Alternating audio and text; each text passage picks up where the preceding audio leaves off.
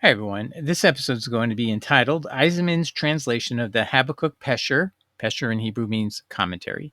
From the Dead Sea Scrolls, dated to 50 AD. We established that in a prior video.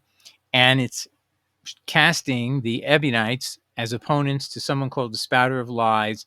And then Eisenman has his commentary that identifies, in effect, who that is. Now, this work, his translation, somebody sent to me via email. It's obviously Eisenman's work, you can tell. But I don't know exactly where it comes from because I've looked for it in James the Just and the Habakkuk Peser, and I don't see it there. So he must have circulated this translation somehow to people, and he's apparently okay with it. Regardless, it's going to help drive traffic to his buying his book for $3. It's $3 electronic ebook at Amazon. James the Just in the Habakkuk Peser, Robert Eisenman, top scholar, independent scholar. He's the one who actually rescued the Dead Sea Scrolls from the Catholic Church's controls. And one day we will have to give gratefulness to this man for the great contribution he did to world history. Because narratives were built up over 40 years and people didn't realize it was a narrative being constructed for our benefit that ignored the fact the Ebionites were opposed to the Spouter of Lies and that this document came from 50 AD approximately. All right, so we'll begin. I'm going to read you his translation pretty straight. I'll try to explain some of his commentary notes on his translation, and let's begin. All right, so Habakkuk Peser, meaning commentary, 1 QP HAB Eisenman translation modified. Column 1. The vision which Habakkuk the prophet saw. How long, O Yahweh, shall I cry out for help and you not hear? And it's a reference to Habakkuk 1, verse 2, subpart A. Its interpretation concerns the beginning of the last generation and what is coming to them. If cry out to you violence and you do not deliver me. Habakkuk 1, verse 2b. Why do you show me evil and cause me to look upon suffering? Because robbery and violence are before me. 1 verse 3a. Its interpretation concerns those who rebel against Elohim with oppression and treachery. They rob riches. There is strife and division roused up. Habakkuk 1 verse 3b. Its interpretation is because of this strife and because of this the Torah falls into disuse. And the judgment does not go forth triumphantly. Habakkuk 1 verse 4a. The interpretation is that they rejected the Torah of Elohim because the wicked encompassed the righteous. Habakkuk 1 verse 4b. Its interpretation is the wicked priest and the righteous is the righteous teacher. And Eisenman equates the righteous teacher here with James the Just, the brother of Jesus. The Zadik. So in Hebrew, Zadik was a name affixed to James' name. James the Just would be James the Zadik, and sometimes he was just called the Zadik, or the righteous teacher. Because of this judgment goes forth, perverted, and it then says, see the nations and behold, marvel and be astonished. Now, incidentally, this is a translation of something that was in the dust for 2,000, a long time, almost 2,000 years. So it's got a little bit of missing words sometimes. So if it doesn't make sense completely, just bear with me and get the richness of what is there in the text. It's quite amazing what's still there. So it says, see the nations and behold, marvel and be astonished, for I will work a wonder in your days, which you will not believe, even if it is told you. That's in Habakkuk verse 1, verse 5. So he's citing you in brackets the verse that it parallels. So it's obviously a commentary with paraphrases or quotes from the passage, and that's why he brackets there. Here, see 1:5. Let's continue. Its interpretation concerns the traitors with the man of lying, because they did not believe what the righteous teacher expounded from the mouth of Elohim. And it concerns the traitors to the laws of Elohim and the new covenant, since they did not believe in the covenant of Elohim and defiled his kadosh holy name. Likewise, the interpretation of the passages concerning the traitors to the last days, I think that means concerning the passage that relates the traitors to the time of the last days. These are the violent ones and the covenant breakers who did not believe all that they had heard that was going to happen to the last generation from the mouth of the priest, in whose heart Elohim put the intelligence to interpret all the words of his servants, the prophets, through whom Elohim foretold all that was coming to his people. I'm going to pause there.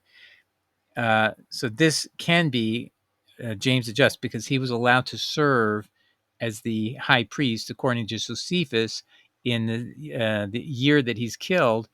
The people were disgusted by the high priest because he's such a lackey to the Herodian party. The Herodian kings would appoint the high priest for many decades by the point in time that they killed James. And James was asked by the people, please do the atonement offering for us, because we don't want the normal high priest to do it. And that caused the Ananias, the high priest at that time, to retaliate and kill James. And then the people were more furious. So Jews who weren't even Christians loved James at this time. So everyone had a great respect for him. And that's why the people of Israel asked James to be that high priest that season and do the offering on Yom Kippur. And that's what Josephus says is why they killed James the Just. So this could be what this is referring to. I'm adding something that he didn't make a comment on, but I just added so that you might have that in mind. Let's begin over here. These are the violent ones and the covenant breakers who did not believe all that they'd heard that was going to happen to the last generation from the mouth of the priest, in whose heart Elohim put the intelligence to interpret all the words of his servants, the prophets, through whom Elohim foretold all that was coming to his people. For behold, I raise up the Chaldeans, a cruel and aggressive nation, Habakkuk 1, verse 6a. Its interpretation concerns the Kittim, normally associated with the Romans, who are swift and strong in war, causing many to perish by the sword, and all the world to fall under the dominion of the Kittim and the evil ones. They do not believe in the laws of of Yahweh, who march to the ends of the earth to take possession of populated places which are not their own. Habakkuk 1, verse 6b. Interpreted, this means, then there's some missing text. Column 3. And they march across the plain, smiting and plundering the cities of the earth, for this is what is meant by taking possession of populated places which are not their own. They are frightening and terrible, for their judgment and majesty proceed from themselves. Habakkuk 1, verse 7. Interpreted, this concerns the Kittim, again, likely it's the prophecy about Romans, the fear and dread of whom is upon all the nations, and in their council all the evil plotting is planned in advance. They deal with all peoples with cunning and deceitfulness. Now I'm going to pause there. So if Paul is a Herodian and they figured that out, well, now they have this issue of who is Paul really serving, and that would be the Kittim, the Romans. And so attributing to them the Romans' cunning and deceitfulness may, as we'll continue here, see the Ebion are disputing with the Spouter of Lies, and we'll wait for more commentary on that. But that's probably an early reference to that. Their horses are swifter than leopards and more swift than wolves at night. Their horsemen ride and hurl themselves from afar. And they swoop down like an eagle, anxious to eat. All come to do violence, and the breath of their faces is like the east wind. Habakkuk 1, verse 8 to 9a. Its interpretation concerns the Kittim, again, the Romans, who trample the earth with their horses and pack animals, and they come from afar, from the islands of the sea, to consume all the peoples like an insatiable eagle. And they speak to all the peoples with anger, ill will, fury, and livid faces. For this is what is meant by the breath on their faces, is like the east wind, and they gather captives like sand. Habakkuk 1, verse 9b. Its interpretation, and it's missing. Column 4. They scoff at kings and they ridicule leaders. Habakkuk 1, verse 10. Its interpretation is that they jeer at the mighty and sneer at honorable men. They deride kings and ministers, and they make light of large armies. They laugh at fortified cities, and they batter down the earthworks and capture them. Habakkuk 1, verse 10b. Its interpretation concerns the leaders of the Kittim, the Romans, who despise the fortresses of the people, laughing at them contemptuously. With a mighty host they encircle and capture them, and through terror and fear they surrender them into their hands, and they destroy them because of the sins of their inhabitants. Then the wind shifts and passes by, and he makes of this his power for his God. Habakkuk 1, verse 11 is the reference. Its interpretation concerns the leaders of the Kittim, the Romans, who in their guilty council house, their senate, pass by one man following another. Their leaders come one after the other to despoil the earth. This is his power for his God. Its interpretation to the peoples. Are you not from everlasting, O Yahweh Elohim, my Kadosh one, my Holy One? We shall not die. O Yahweh, you have ordained them for judgment. O Rock, for chastisement. You've established them. Your eyes are too pure to view evil, and you cannot look upon iniquity. Habakkuk 1, verse 12, verse 13a. The interpretation of this passage is that Elohim will not destroy his people by the hand of the nations, but rather by the hand of his elect. Elohim will execute judgment on all nations, and with their chastisement, all the evil ones of his own people, who kept his commandments only when convenient, will be punished. So that says all the evil ones of his own people, who kept his commandments only when convenient, will be punished. But this is what he meant when he said, your eyes are too pure to look upon evil. Its interpretation is that they did not lust after their eyes during that era of evil. Why do you stare, O traitors, and remain silent when the wicked swallowed one more righteous than he? Habakkuk 1, verse 13b, question mark. Its interpretation concerns the house of Absalom and the men of their council who were silent at the time of the chastisement of the righteous teacher, and did not aid him against the man of lying, who rejected the Torah in the midst of their assembly. And that word assembly, same as the word we use for in Greek for church. And you deal with man in the Greek equivalent to the Hebrew word for assembly. It means church. And you deal with the man like the fish of the sea, in creeping things to roll over him. All of them he takes up with a fishhook, catching them in a net. I'm going to stop right there because it's such a clear parallel to something Paul says in 2 Corinthians 12:16. So I'm going to just digress for a second and show you that passage. Okay, so before I read you the passage, I want to show you the subject word we're looking at. It's doulos in Greek, and this is Mouncey's reverse interlineator. If you go to BibleGateway.com and you look up the verse, which is this verse here, 2 Corinthians 12:16, you go to Mouncey's reverse interlinear, and you see the word doulos here. You just pop it up, and it will tell you it's properly a word meaning bait or contrivance for entrapping. So a hook with bait on it would be a perfect example of a doulos. Or it can be fraud, or it can be deceit, or mean the same thing. Basically, it's what we would call a metaphor. Metaphors are things that give you an image that you're supposed to equate with something else. So a bait or contrivance hook to capture some fish is exactly what fraud or deceit. You're tricking the animal or the fish to think it's real food and it's safe to bite on the hook and get captured, but it doesn't realize it will be its fate. It'll be destruction. And so it can be translated as cunning guile if you just want to make it simple, so you don't need to see what the actual metaphor is there. So that's the point. Let's read it in context. 2 Corinthians 12, verse 16.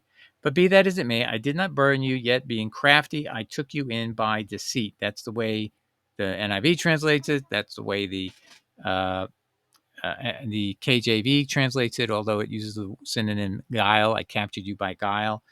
But the actual word there means a baited fishhook. So, but then you have to know that is a trick on the fish. That's a way of deceiving the trick and thinking, there's food here, I can eat, it's safe, but there's an actual hook behind it and you don't realize it and it's too late. After you bite on it, it's too late. It's captured you by its deceitfulness, its deceitful appearance that it was food only. Okay, so let's go back. And so that is seemingly a reference back to this passage as if this group knows of these writings, this writing at that time.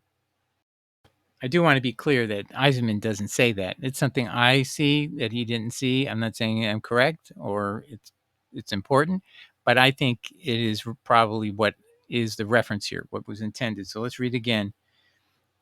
Let's read, because if you read the whole counsel, its interpretation, talking about traitors in Habakkuk 1, verse 13, traitors who are silent when the wicked are swallowed. Its interpretation concerns the house of Absalom. That was an old king. I think it was a person that people wanted to be king and who conspired and all this kind of stuff. And he was a bad person.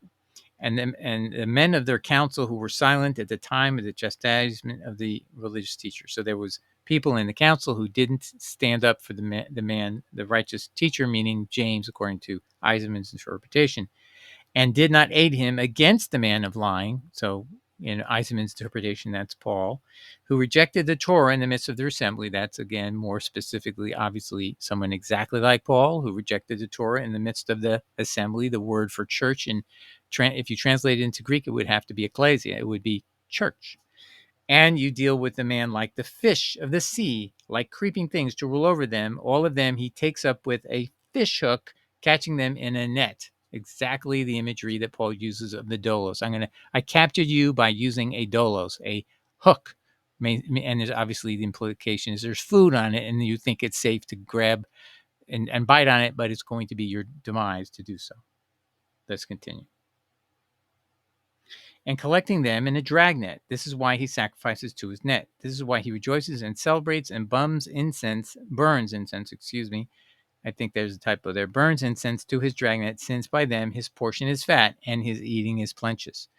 This is a commentary on Habakkuk 1, verse 14 to 16. Its interpretation concerns the evil ones of the rulers. And I'm going to pause there. So again, this is a commentary. If it's on the Spouter of Lies, which you'll see, it's going to get grow and grow in this. It's already getting there. Uh, if if they're very aware that this Spouter of Lies is actually Herodian, they're talking about the people around him are the evil ones of the rulers. See, these people, these followers of this person, Spouter of Lies, are people who are working in cahoots with the rulers against the people of the congregation of the poor as we go forward. Column 6 of the Kittim of the Romans, who collect their riches with all their booty, like the fish of the sea. As for what was said about thus sacrificing to his net and burning incense to his dragnet, its interpretation is that they sacrifice to their standards, and that means I'm going to pause there. That means the Romans in battle will put up a battle standard. It's like a flag, a drape of some sort, and then it has their symbol of their group and other things. And so they actually have God images of their gods on these battle standards, and that's what they believe is going to protect them. So they do sacrifices to their battle standards, and they worship their weapons of war.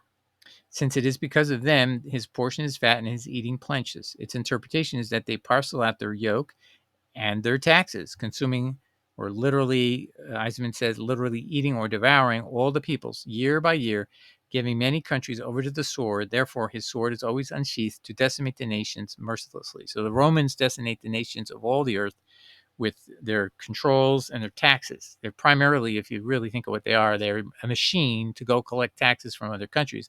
They'll let the other countries live almost like any way they want. But what they're doing is they're siphoning off taxes, making money off of people by controlling them and stationing their armies there, and then demanding tribute. Its interpretation concerns the Kittim, the Romans, who destroy many by the sword, young men, grown-ups, and old people, women and children, and have no pity even on the fruit of the womb. But I will stand up upon my watchtower and take my stand upon my fortress, and spy out to see what he will say to me, and what I shall answer when I am reproved. Habakkuk 2, verse 1. And Yahweh answered and said, write down the vision and make it plain on tablets so that he may read it and on the run. Habakkuk 2, verse 4. So incidentally, that is a very, very famous line from Habakkuk 2. You know, this prophecy will come true quickly. Wait for it. Wait for it. It's very almost a humorous passage if you read. Column 7. And El told Habakkuk to write what was going to happen to the last generation, but he did not inform him when the age would end. Pause. So this group, the Ebion, the New Covenant community, we've seen them already identified, and we'll see them identified three times as the Ebion as we proceed, are fighting a Spouter of Lies, and they believe, the Ebion do, that they're in the last generation. But they're noting that God has not told them when that last generation will come to an end specifically. So they believe they're already in the last age, but it could go on a very long time. They don't have a specific date when it stops. And concerning what he said about reading and running, its interpretation concerns the righteous teacher, whom Elohim made known all the mysteries of the words of his servants, the prophets. For there shall yet be a vision of the appointed time, and it will speak of the end and will not lie. Habakkuk 2, verse 3. Its interpretation is that the last era will be extended and shall exceed all that the prophets have foretold, since the mysteries of Elohim are astonishing. And Eisenman comments, the delay of the Parousia in Christian theology. So this is what scholars point out, is that many people think that the Christians expected, particularly Paul did, that Christ would be coming any day. And Jesus says, yes, you're supposed to be concerned about that. But Jesus says, I don't know what day that is. Only the Father knows, not even the Son knows the day or hour that he will return. So that's right in the book of Matthew. Let's continue reading. If it tarries, wait for it, for it will surely come and not delay. Habakkuk 2, verse 3. Now, what's the interpretation of that verse? It says, its interpretation concerns the men of truth, the doers of the Torah. So see, the people who are the liars, they're not men of truth, and they are what? Not doers of the Torah. Now let's keep reading. Its interpretation concerns the men of truth, the doers of the Torah, whose hand will not slacken from the service of truth, though the final age be prolonged before them. Because all the eras of Elohim will come to their appointed end as he determined them in the mysteries of his intelligence. Behold, his soul is puffed up and not right within him. That's Habakkuk 2, verse 4. So they're very aware, that Christians are never aware of this, that there is a person who's filled with pride and ego, and this is the enemy of God, as we'll continue to see. And so they're mentioning that. Now they say this is its interpretation. Its interpretation is that their sins would be doubled upon them, and they will not be pleased with their judgment. So, this person puffed up in with pride and ego, it will not be pleased with their final judgment.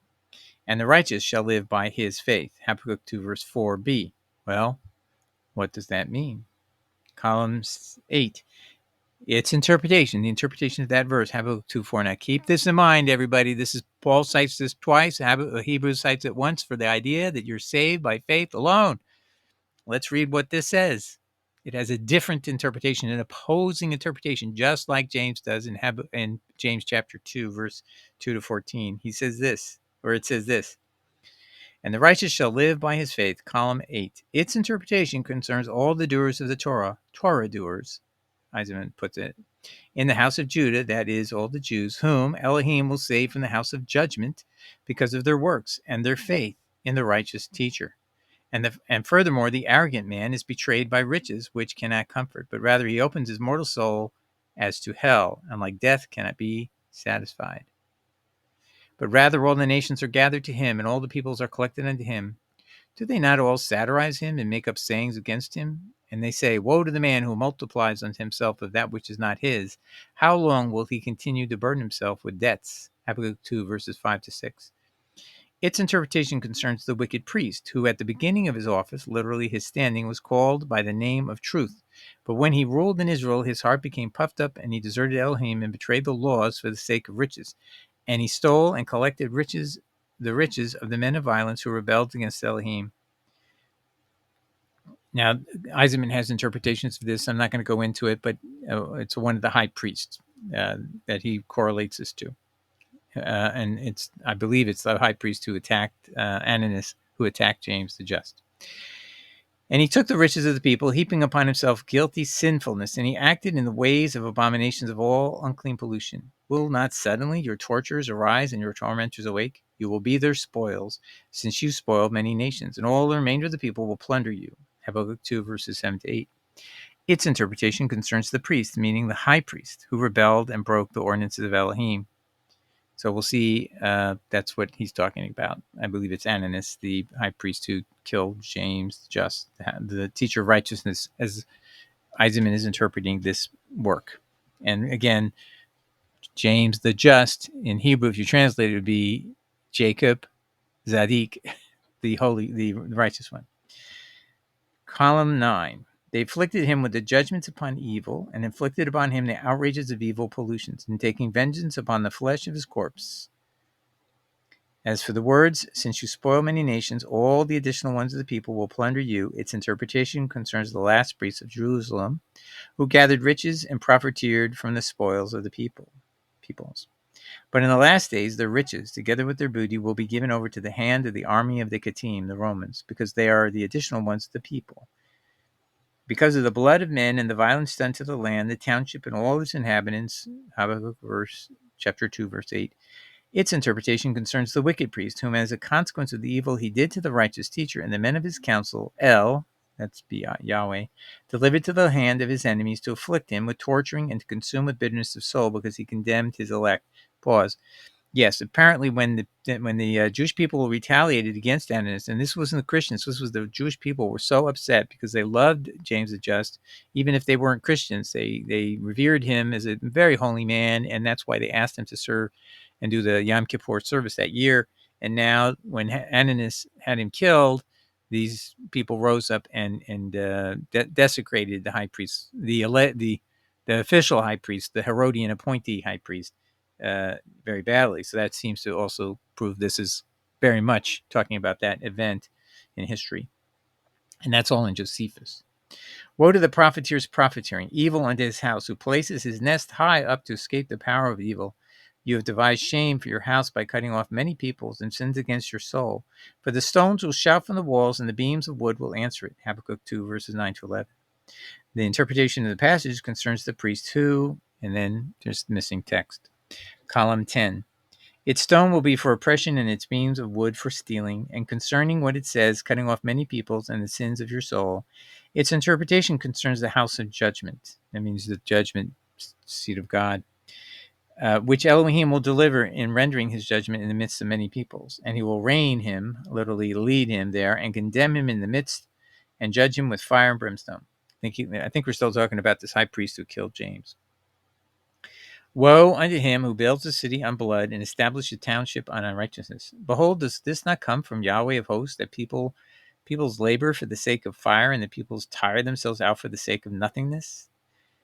Now listen to this. Let me add there. This is Habakkuk 2, verses 12 to 13. Now, Habakkuk, the author of this, the Ammonites, will see that coming up, is now going to tell you how and who this applies to. The interpretation, the Peser, of the passage is about the spouter of lying, who leads many astray. In order to build a worthless city upon blood and erect an assembly, remember I told you assembly is the word ecclesia in Greek, not a synagogue. That would be a different word in Greek. So it's a terminology that the Christian New Covenant ecclesia is used instead of the word synagogue. They use this word assembly, and there it is. So erected an assembly, a church, upon lying. Let's read that again.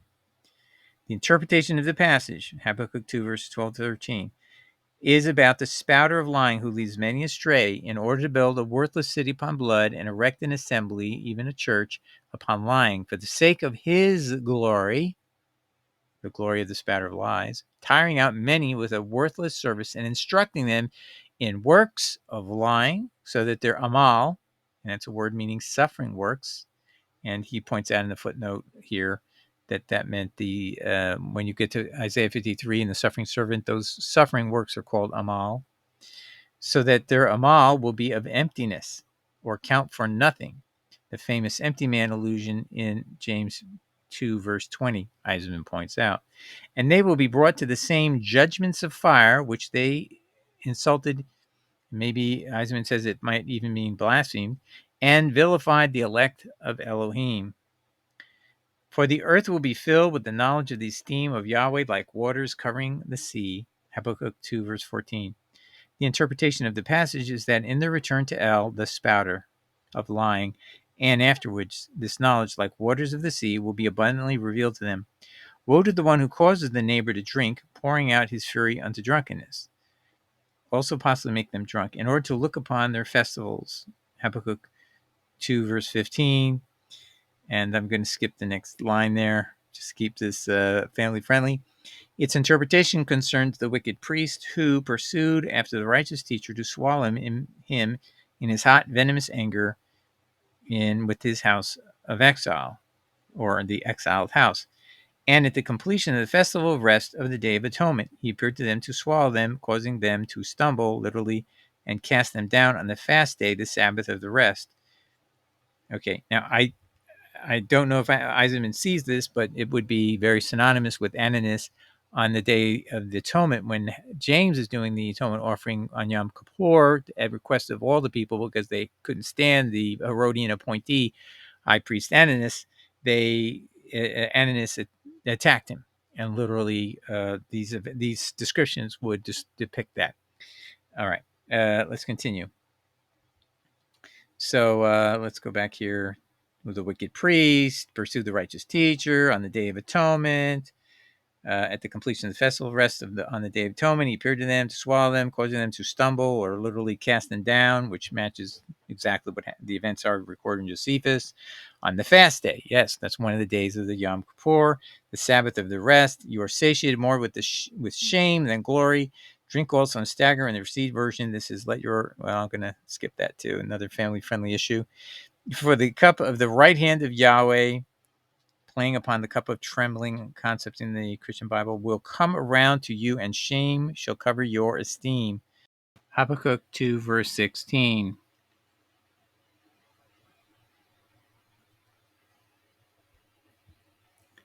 Habakkuk 2:16. Its interpretation concerns the high priest whose shame was greater than his esteem because he did not circumcise the forehand of his heart. But now harking back, this is Eisenman, but now harking back to the Zidahite covenant of Ezekiel 44, verses 7 to 9, end of his insert, and walked in his way of satiety in the way of drinking his fill. But the cup of the wrath of El will swallow him, adding to his shame and disgrace and the pain, missing words, because the violence of Lebanon shall overwhelm you, and the destruction of the dumb beasts, column 12, shall terrify you, because of the blood of man, literally of Adam, and the violence of the land, the township, and all of its inhabitants. Habakkuk 2, verse 17. The interpretation of the passage, meaning of Habakkuk, so says the writer of the Habakkuk Peser, concerns the wicked priest. He will be paid the reward which he rewarded the poor, the Ebionim, because Lebanon is the council of the community, and the dumb beasts are the simple ones of Judah doing the Torah, here the language of doing or doer, just as he conspired to destroy the poor, the Ebionim. So do you see this conspiracy against the poor? It's definitely a group identifying itself as the Ebionim. So too Elohim would judge him, the wicked priest, to destruction. And as to the saying, because of the blood of the township and the violence of the land, its interpretation is as follows. The township is Jerusalem, where the wicked priest committed his works of abomination or abominable works, polluting the temple of Elohim. Now, this could be the Romans were always trying to insist that they should be allowed to do their sacrifices at the Roman temple. They didn't understand why they couldn't use it. Like, what's the big deal? We have all our gods all show up at the same temple, and they can do sacrifices for any god on any day of the week. Why do you guys make it exclusive? So this was very much an issue mentioned in Josephus. The violence of the land relates to the cities of Judah, where he stole the sustenance or riches of the poor, the Ebion. Of what use are graven images, whose markers form the casting and images of lying, in whom the craftsman put his trust when he creates dumb idols? Habakkuk 2, verse 18. The interpretation of the passage concerns all the idols in the nations which they create in order to serve and bow down to them. These will not save them on the day of judgment. Sounds very Christian writing here right now. Woe to anyone saying to pieces of wood, awake, and to the dumb, arise. This can guide? Behold, it is covered with gold and silver, and there's no spirit at all within them. But Yahweh is in his holy temple, Kadosh temple. Column, and now we're at the last four verses of the Peser. Be silent before him, all the world. Habakkuk 2, verse 19 to 20. Its interpretation concerns all the nations who serve stone and wood, but on the day of judgment, Elohim will destroy all the servants of idols and the evil ones from off the earth. Okay, I hope you enjoyed that. Now, I just can tell you there's some notes here, and I'm not going to go through it right now because we're already past 30 minutes. But if you're interested, I will come back and do a subsequent episode, which just goes through these notes. All right, God bless. Take care. Ciao. Bye.